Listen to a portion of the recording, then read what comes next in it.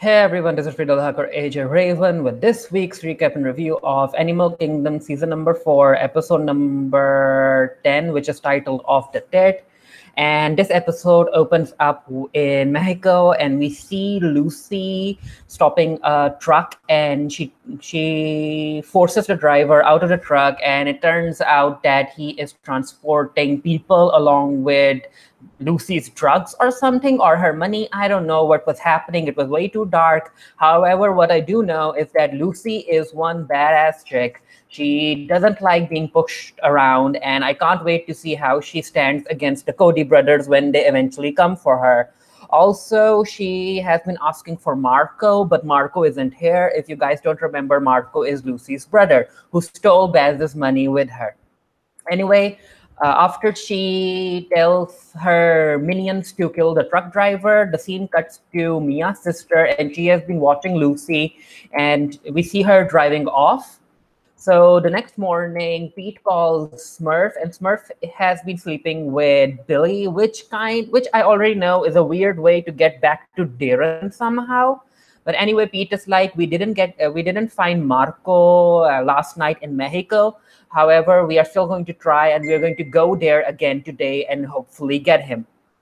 So Smurf notices that Jay Cody is already awake, and she goes to meet him at the kitchen, and then she again asks him about one day meeting Mia, and Jay is like, yeah, you'll meet her one day. So anyway, scene cuts to Pope, and he's being creepy with a person from Child Protective Services. And I'm like, Pope, I get it that you want to know whether or not Lena is okay because Lena was taken into custody yesterday. But yeah, Pope is being way too creepy about it. So again, the scene cuts to Jay and Mia meeting up, and Jay asks Mia, because he overheard Smurf talking to Pete.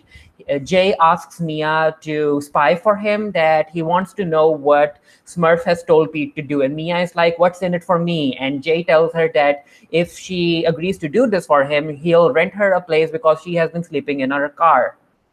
And yes, Mia agrees. So over at the hospital, we see Craig trying to mend things with Link after what happened yesterday with Link finding out what kind of people Deran runs with. And yeah, Craig clearly likes Link being in Deran's life. But then again, I don't think Deran likes Link that much.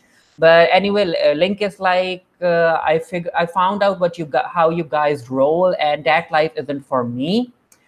But yeah, anyway, back to the Cody's house, we see Smurf and Billy talking together, and Smurf asks Billy how long he wants to stay, and Billy is like, I'll be staying a little while longer because I am reconnecting with Deran. And Smurf finds out that no, you are waiting for Jay to give you your money, your cut from the job you pulled. Anyway, the conversation turns, and Billy is like, you raised clever boys, they know not to do bad with the man who has the plan or whatnot. And Smurf just gets into his head. So you can see that Smurf has already begun to strategize to pit all of her boys against Billy. So let's see what happens. So over at the hospital's parking lot, we see Craig and Ren meeting each other, and Ren was in Bali, and it turns out that Ren is pregnant. And Craig is like, is it mine? And Ren tells him that no, it's not yours. And you can see that Craig is disappointed because I guess he wanted to be a father. Craig is a character who wants something in his life. He wants an aim, he wants a direction, and I think becoming a father would have given that to him. So Billy goes to meet Deran, and they have a conversation about why Jay isn't paying up. And Deran is like, these things take a lot of time because we stole a lot of money. It's going to take a lot of time to launder all of it. And he also warns Billy not to let Smurf get into his head. And then Billy asks for money, and Deran just turns around and opens up his safe. And I mean, we already knew that the moment this showed this scene, I knew that Billy was going to steal from Deran. So again, over at Protective Services, Pope has been waiting quite a while, but because he didn't have an appointment, he needs to stay a bit longer. You can see that Pope is losing it. So turns out that Jade is deciding to buy out a laundromat to launder money from. And yeah, it's pro thinking, it's being proactive, and I like it. And Mia is like, how are you going to run it? And yeah, Jay is like, I'm going to let you run it. So again, like I get that.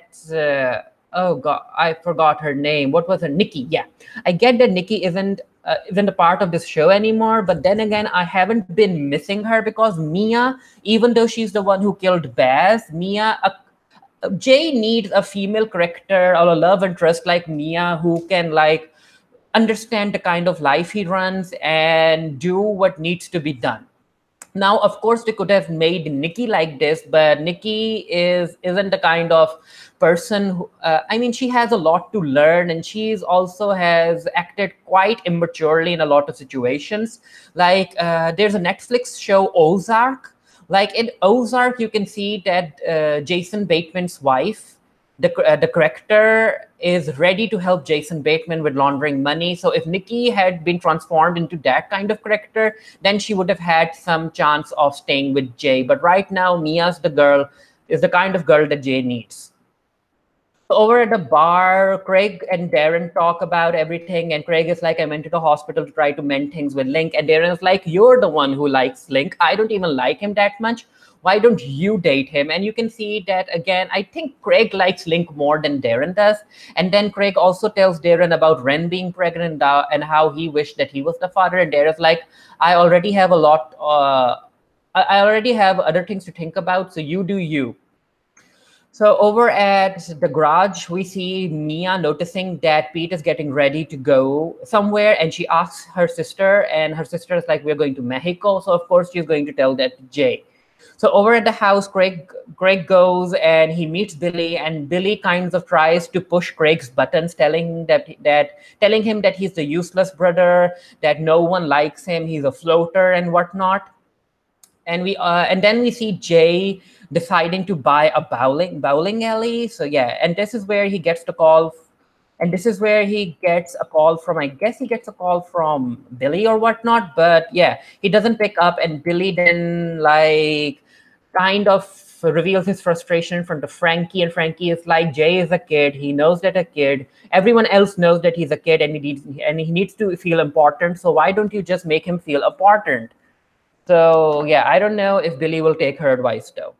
So we see Deran coming to meet Adrian, and then Deran and Adrian talk about how Pope is pushing away Billy, even though Deran wants him in his life, and then how he didn't really like Link, but Craig has been trying to mend things with between the two, and Adrian is like, you are allowed to like Link. Like I said, Adrian understands Deran needs. I guess he knows that Deran really loves him, but he can't really be around Deran 24/7. So he's okay with Deran like going out with other people. Now, this is a scene that made me scream because I think we all knew this was coming a long time back. The moment Deran did this, I couldn't believe my eyes. Like, it looks cute as far as the shipping aspect of this is concerned, but come on, we have seen Deran do exact same thing with Smurf. He was crying in her lap, and now he's like laying on Adrian's lap, and I'm like, oh God, Deran, why? This is creepy, especially because we know as the audience the emotional baggage that comes along with Deran making such a move. But I guess it's clear that this scene shows that the way Deran found protection and safety and love in Smurf's lap, he is finding the same thing in Deran's lap. So that's true love, I guess. So anyway, over at Child Protective Services, Pope loses it because he recognizes the woman who took Lena away, and he goes towards her and asks her about Lena, but she isn't allowed to tell, and then he's forced out of the office. And because he doesn't have anything else to do, he decides to go home and talk to Smurf. And Smurf isn't there. However, Billy is there, and Billy tries to get on his nerves, but Pope keeps it together. So Jay goes and meets Smurf's lawyer because he wants someone to run the books for him and keep everything legal or whatnot, or to have the appearance of being legal. And the lawyer is like, I'm going to tell Smurf about it. And Jay tells her that no, she's not, because she's smarter than that. So we can see Billy trying to find the key to the locker where Jay has all of the money, because Craig let it slip that the money is being held in the locker. What Billy doesn't know is that the locker doesn't have a key. It's open. It's all electronic and it's opened by an app. So Frankie goes and talks to Craig, and she tells Craig that he can be anything he wants. If other people don't think that he's father material, he doesn't need to listen to them. If he needs a child, he should go get him. I guess Frankie is going to start a relationship with Craig, and she might get pregnant. We don't know yet. So anyway, Mia calls Jay and tells him about Pete going to Mexico and what he's been doing about Smurf. And then after getting the call from Mia, Jay returns home and Billy is already waiting for him. And Billy asks for his money and Jay is like, I don't have it yet. And Billy threatens Jay. But then again, I'm like, Billy, you can't threaten Jay, because Jay, like, if Jay and Billy decide to fight, I think Jay would win.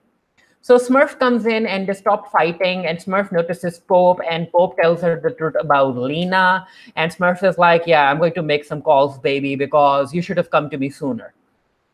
Anyway, Billy says something back to Pope, and he loses it, and a fight ensues. And Smurf, I guess Smurf needed this fight to happen. She has been waiting for it to happen. We have seen this fight boiling at the surface level, and now the thing has erupted.